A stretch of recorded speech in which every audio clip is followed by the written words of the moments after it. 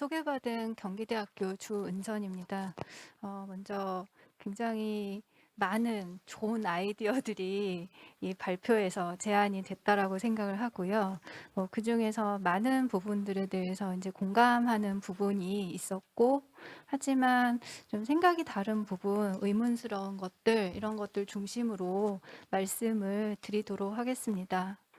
먼저 그 빈곤선에 대한 얘기인데요.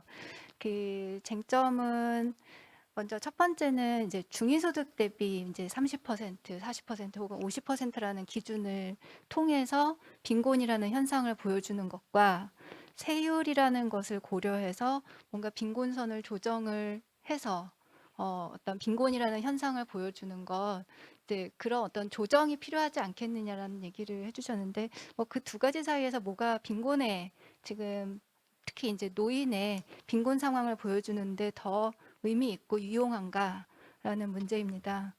그 말씀하신 대로 중위소득의 어떤 일정 비율을 가지고 빈곤선을 이제 삼는 것이 뭔가 현상을 보여주는데 한계가 있을 수 있다라는 거에 대해서는 발표 보면서 많이 공감을 했고요.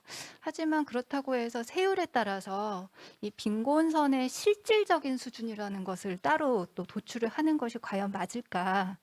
그 부분에 대해서는 좀 의문스러운 점들이 좀 있습니다. 그러니까 그 발표에서는 한국의 가처분 소득, 중위소득 30% 의미가 이제 세율이 높은 국가, 그러니까 예를 들면 50% 수준의 어떤 세율을 가진 국가 가처분 소득, 중위소득의 45%의 의미다. 아마 이제 뭐 비례식으로 이렇게 도출을 해주신 것 같은데요. 근데 정말 이걸 달리 해석을 해야 될 것인가 세율에 따라서 그러니까 예를 들어서 한번 생각을 해봤어요. 그러니까 한국하고 국민소득이 유사한 나라 해서 이탈리아 생각을 한번 해봤습니다. 하지만 이탈리아가 한국보다 국민소득은 유사하지만 세율은 훨씬 더 높죠. 그래서 2019년 기준으로 했을 때 전체 빈곤율을 보면 한국이 16.7%, 이탈리아가 14.2%인데 그렇다면 이걸 보고 세율 차이를 고려해서 그러니까 실질적으로 한국의 빈곤 정도가 덜하다라고 그렇게 해석을 그렇게 해야 되는 걸까라는 의문이 들었습니다. 그리고 또 노인 빈곤율을 보면 한국이 이제 이탈리아보다 훨씬 높죠. 다 아시는 것처럼 이탈리아가 10% 이하고 워낙에 이제 노인에 대한 자원 이전 수준이 높으니까 한국은 아시는 것처럼 40% 이상이고요. 근데 두 나라가 이제 전체 빈곤율 차이는 적은데 노인 빈곤율에서의 격차는 되게 크다라는 거죠. 그렇다면 이게 노인 빈곤율 산정을 할 때만 세율 영향이 더 크게 나타나지는 않을 거라는 생각이 들고요. 그래서 이 현상들을 이렇게 봤을 때 세율을 고려해서 뭔가 실질 빈곤선을 도출을 해서 이렇게 보는 게 과연 현상을 정확하게 보여주는 것일까라는 부분에서 좀 의문스러운 지점이 있었습니다. 아마 이따가 또 발표해 주신 석재현 교수님께서 뭔가 또 설명을 또 해주실 거라고 생각을 하고요. 그래서 이 중위소득 대비 빈곤선 지표는 여전히 이제 국가 간 비교에 굉장히 유용한 도구이면서 또 동시에 한 사회 내에서의 어떤 집단 간의 그런 어떤 빈곤율 차이, 또 이제 그런 어떤 자원 배분과 그런 생활 상태 개선 뭐 이런 것들에 관해서 얘기를 할 때도 여전히 기준으로서 의미가 있다고 생각을 하고요. 그리고 사실 마지막에 이제 그런 어떤 여러 가지 모형들을 만들 때에도 사실은 중위소득 대비 기준 빈곤선을 사용을 하게 되는 것 같아요. 네. 그래서 이제 이런 부분 좀 말씀드리고 싶었고요.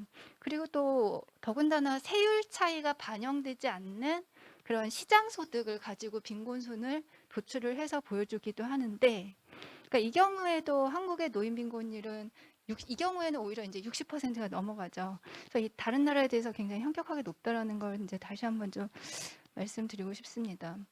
그리고 그 필요 지출의 사회화 수준 차이 이런 것들을 또 이제 고려해야 된다라고 얘기를 하셨는데 사실 이게 굉장히 잡아내기가 어렵다라는 생각이 들어요. 구체적으로. 그래서 이게 얼마만큼이나 이 명목 빈곤선이라는 것과 실제 빈곤선의 차이를 가져오는지 이게 얼마만큼 영향을 미치는지를 정확히 산출하기가 어렵다라는 생각이 들고요. 그래서 이게 어떤 욕구의 특수성을 더 잘 반영하는 빈곤선을 만드는 게 오히려 기준을 둘러싼 이게 자의적이냐 아니냐 이런 것들을 둘러싼 어떤 논란의 여지가 더 커질 수 있다라는 생각이 듭니다. 그러니까 물론 이제 빈곤을 어떻게 더 잘 정확하게 보여줄 것이냐 이 부분에 대해서 고민을 하는 건 계속 고민을 하는 건 필요하지만 굉장히 이제 자의적으로 비춰질 수 있는 이제 그런 여지가 있는 방법을 사용을 하는 거에 대해서는 여전히 좀 유보적인 그런 생각이 들고요. 뭐 그럼에도 불구하고 이제 교수님께서 제기하신 어떤 제안하신 맞춤 빈곤선에 대한 측정을 해보자. 뭐 이건 굉장히 의미 있는 시도라고 생각을 합니다. 그러니까 제가 굉장히 의미 있다라고 해석을 그러니까 좀 받아들였던 부분은 그러니까 소득 빈곤이라는 거, 그러니까 소득이라는 요소하고 그리고 객관적 그런 어떤 필요 욕구라는 요소를 두 가지를 다 반영을 해보려고 빈곤선 안에서 반영을 해보려고 했다는 점에서 뭐 신선하기도 했고 가치 있는 시도다라는 생각을 했고 그리고 니즈 그 자체에 대해서 뭔가 대응을 해보려고 했다라는 점 그 부분에서 굉장히 의미 있다라고 생각을 합니다. 근데 아까 말씀드린 것처럼 맞춤 소비 지출이라는 것을 거기에 대해서 과연 사회적으로 합의할 수 있을까? 무엇이 무엇이 객관적이다라고 얘기를 할 수 있을까? 그 부분에서 굉장히 의문스럽고 이게 과거에 이제 최저생계비 계측을 할 때 끊임없이 논란이 있었고 싸움이 있었잖아요. 그래서 이게 계속 이게 또 반복되는 것 아닐까? 뭐 이제 그런 생각이 좀 들었습니다. 그리고 또 동질적인 집단을 구분해내는 것 역시도 문제가 될 것이다라는 생각이 듭니다. 자, 두 번째 이슈는 이제 베이비 부머 세대가 노인 인구로 유입됐을 때 이게 이제 빈곤이라는 모습에 빈곤에 어떤 영향을 미칠 것인가라는 부분입니다. 대체로 그러니까 현재 노인 세대에 비해서 덜 빈곤할 수 있다라는 예측에는 저도 동의를 합니다. 그래서 근데 과연 덜 불평등할까? 이 부분에 대해서는 좀 의문스러운 부분이 있습니다. 그리고 또 하나는 그러니까 이 베이비 부머 세대의 어떤 노인 인구 유입이라는 게 빈곤 감소를 가져오는 시기가 생각보다 그걸 누리는 시기가 짧을 수 있다라는 생각이 들어요. 왜냐하면은 그러니까 이 빈곤 감소 효과의 한계가 생각보다 빨리 닥칠 수 있다는 생각이 있는데요. 그 이유는 뭐 여러 가지가 있는데요. 하나는 이 베이비 부머 세대가 결국에는 또 다른 세대를 부양하는 책임을 많이 져야 되는 그 책임이 노인이 돼서도 지속될 수 있다라는 거, 그 부분이 있고요. 그리고 아무래도 이제 노인 같은 경우는 그러니까 노동소득이 끊기기 때문에 이제 저령 노인에 비해서 고령 노인이 훨씬 더 빈곤해지는 경향이 있습니다. 그리고 노인 일자리라는 거 대안으로 많이 얘기를 하긴 하지만 이건 역시도 이제 비교적 젊은 노인한테 작동을 하는 대안이 될 수 있고요. 그리고 이제 베이비 부머 이후의 세대, 뭐 지금 베이비 부머 세대, 뭐 이제 중장년층도 그렇지만 특히 중장년 여성도 그렇지만 그 이후에 어떤 출생 세대들이 점점 어떤 저임금 일자리, 나쁜 일자리로 빠져드는 비율이 높다라는 걸 고려한다면, 그러니까 그 어떤 수혜를 받는 베이비 부머가 노인이 됨으로써 그 수혜를 받는 기간이 생각보다 짧아질 수 있다는 생각이 들고요. 그리고 제가 뭐 무엇보다도 걱정을 하는 건 국민연금 소득 대체율이 결국에는 일정 시기까지는 높아지다가 생각보다 빨리 실질 소득 대체율이 떨어지게 된다라는 거고, 그리고 가입 기간 증가 이제 석재현 교수님 말씀하신 대로 국민연금의 어떤 소득 대체율, 실질 소득 대체율을 지키는 데는 가입 기간이 굉장히 중요하지만 그걸 우리가 모두 알고 있지만 이게 생각보다 빨리 늘어나고 있지는 않다라는 거죠. 그래서 이 부분에서 여전히 좀 우려스러운 부분이 있고요. 특히 이제 뒤에 대안하고 관련해서 퇴직연금 뭐 고려해야 된다는 분들이 많이 계신데 이 퇴직연금처럼 존재하지만 실제로 기능하지 못하는 노소득보장제도가 있나라는 생각이 듭니다. 그래서 이런 것들을 고려했을 때 우리가 누리는 수혜 효과가 상당히 짧을 수 있다라는 부분 다시 한번 말씀드립니다. 그리고 그 불평등이라는 것 역시도 어쩌면 더 심각할 수도 있다라는 걸 다시 한번 강조하고 싶고요. 네.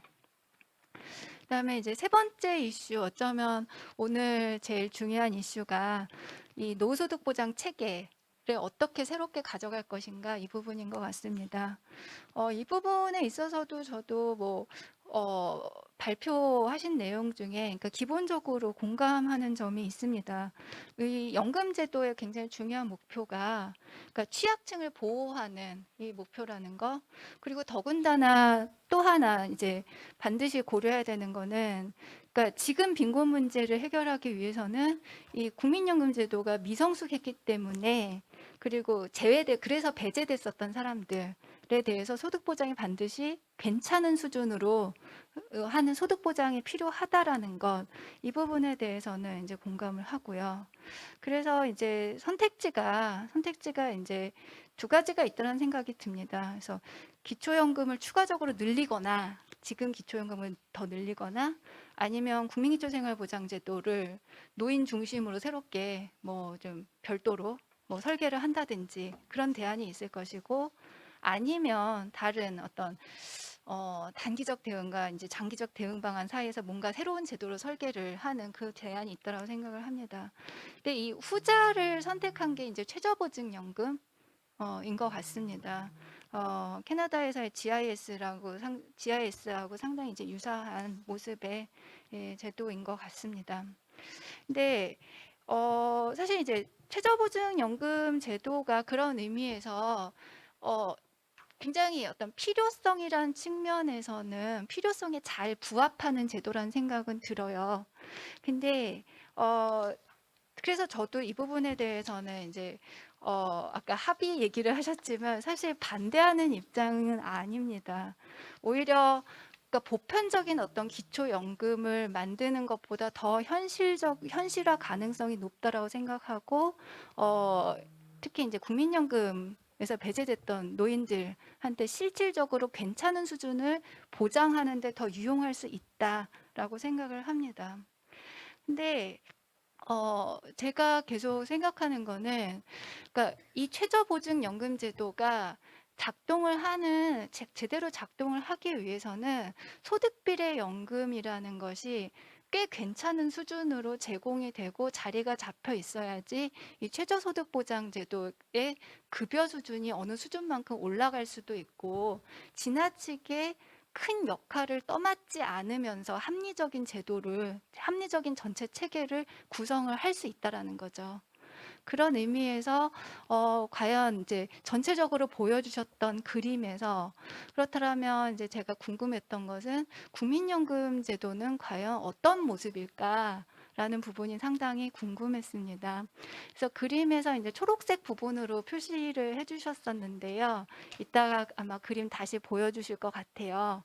근데 제가 보기에는 굉장히 얇게 좁게 이제 그려져 있어서 국민연금 제도를 상당히 이게 어떤 모습으로 상정을 하신 것인가라는 게 그림만 보고 굉장히 궁금해졌습니다.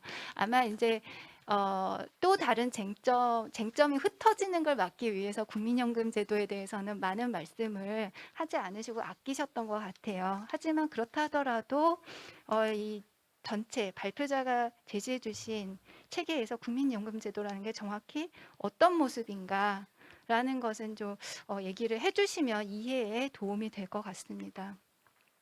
그리고 사실은 제가 김교성 교수님 토론을 들으면서 제가 오늘 그러니까 석재현 교수님 것이 아니라 김교성 교수님하고 어쩌면 논쟁을 해야 될 수도 있겠다라는 생각을 좀 했어요. 네, 좋으세요? 네, 네. 사실은 뭐냐면은, 그러니까 그 그림에서 아마 기본소득형 기초연금이라고 얘기했던 대안, 그 그림에 대해서 아마 굉장히 호의적이실 거라고 생각을 했어요. 꼭 그렇진 않으신가요? 네. 근데 그런 어떤 기본소득이라는 대안에 대해서, 그러니까 물론 이제 저도 그러니까 호의적인 부분도 있고 또 우려되는 부분도 있는데요. 그러니까 기본소득이라고 하더라도 저는 상당히 충분성이 중요하다라고 생각을 하는 입장인데, 그렇다면은 이렇게 저렇게 중충화된 그런 어떤 소득보장 제도 속에서 낮은 수준의 기본소득을 깔아준다라는 게 도대체 어떤 유용성이 있는가? 그게 도대체 어떤 의미인가? 라는 이제 그 부분에 대한 의문이 있거든요. 그래서 그 부분에 대한 답을 어느 분이든 해주시면은 도움이 될 것 같습니다. 그리고 또 하나는, 그러니까 그 사회보험, 이것도 이제 김교성 교수님한테 사실은 하고 좀 생각이 다른 부분인데, 그러니까 저도 그렇고 석재현 교수님도 그래도 사회보험으로서 국민연금 제도가 노후소득 보장 제도에서 일정한 역할을 해야 된다라는 부분에서는 생각이 같은 것 같아요. 근데 점진적으로 이게 그러니까 사회보험 제도가 줄어드는 그 역할이 줄어드는 걸 저는 상정하고 있지는 않거든요. 근데 기본소득에서 이제 사회보험에서 소득 보장의 중심이 기본소득으로 가야 된다라고 얘기를 해주셨는데, 저는 사실은 이 고용에 기반한 이제 사회보험 체계가 너무 경직적이라고 생각을 하시는 게 아닐까. 사실은 21세기의 사회보험 제도도 굉장히 많은 유연성을 보이면서 변모하고 있는데, 그리고 그런 어떤 노동시장의 변화라든지 이런 것들에 대처해서 많은 유연성을 보이고 있다라고 생각을 하거든요. 뭐 크리딧도 그렇고, 뭐 각종 이제 보험료 지원 제도도 그렇고, 또 소위 이제 소득 중심의 뭐 이제 사회보험 제도로 이제 변화시키겠다라는 얘기도 그렇고, 뭐 기타 등등 그렇습니다. 뭐 그런 의미에서 사회보험 제도를 지나치게 20세기적인 경직된 제도로 이해하고 계신 것이 아닌가, 좀 그런 생각이 있습니다. 그리고 결론적으로 좀 맨 마지막 장으로 가도 될 것 같아요. 그러니까 저는 제가 그림 바로 위에 거 보여주시면 될 것 같고요. 그림 여기까지만 말씀드리면 될 것 같습니다. 그러니까 현재 한국의 노소득 보장 제도가 굉장히 애매한 상태로 결합이 돼 있다라는 거에 대해서는 다 공감을 하실 것 같아요. 그러니까 기초연금도 그렇고 국민연금도 그렇고 둘 다 애매하게 짝이 없는 이제 그런 상태로 결합이 되어 있고, 그래서 결국에는 노인 빈곤 문제에 대처하는 데 있어서 상당히 미흡한 모습을 보이고 있다라는 거에 대해서 다 같이 공감을 하시는데, 저는 그래서 어쨌든 이 소득비례 연금 제도로서 국민연금 제도가 갖고 있는 어떤 기본적인 노인 빈곤 예방이라는 역할, 이 부분이 장기적으로 계속 강조가 돼야 되고, 이 부분이 중심을 확실하게 잡아줘야 된다라고 생각을 합니다. 이제 전체 노후소득 보장 체계에서 이 소득비례 연금이 제 역할을 할 수 있도록 만들어주지 않으면은 여기에 뭘 결합을 시켜도 굉장히 정합적이지 않은 이제 그런 체계가 나올 수밖에 없다는 생각이 들고, 특히나 이제 최저보장연금, 뭐 스웨덴식의 어떤 최저보장연금이 됐든 아니면 캐나다처럼 뭐 GIS처럼 이렇게 좀 더 얇으면서 좀 변화 가능한 그런 제도가 됐든, 그러니까 그런 식으로 최저보장이라는 것들을 결합시키는 설계를 할 때는 아까도 말씀하신 것처럼 뭐 기여 회피 문제라든지 기타 다른 여러 가지 이제 불필요한 이슈를 막기 위해서는 이 국민연금 급여가 적정 보장이라는 목표를 포기해서는 안 된다라는 생각이 들고요. 그래서 이 국민연금 제도가 여전히, 그러니까 물론 이제 2018년 경사노위 논의에서 국민연금 제도의 어떤 강화, 그러니까 보험료율과 이제 급여의 동시 인상이라는 이제 뭐 그런 부분이 합의를 이루는데 실패하면서 뭐 이제 더 이상 어떤 대안으로 뭐 떠오르고 있지 않은 건 사실이지만, 어떤 방법이 됐든 저는 사실 여전히 소득 대체율 인상도 좀 의미가 있는 대안일 수밖에 없다는 생각을 하는데요. 그런 의미에서 이 국민연금 제도가 좀 중심으로 자리 잡고 그 주변을 이제 어떻게 할 것인가, 이게 좀 장기적으로 구상이 되는 대안이 아닐까. 그러니까 대안을 구상할 때 우리가 장기적이 되어야 되지 않을까라는 생각이 들고요.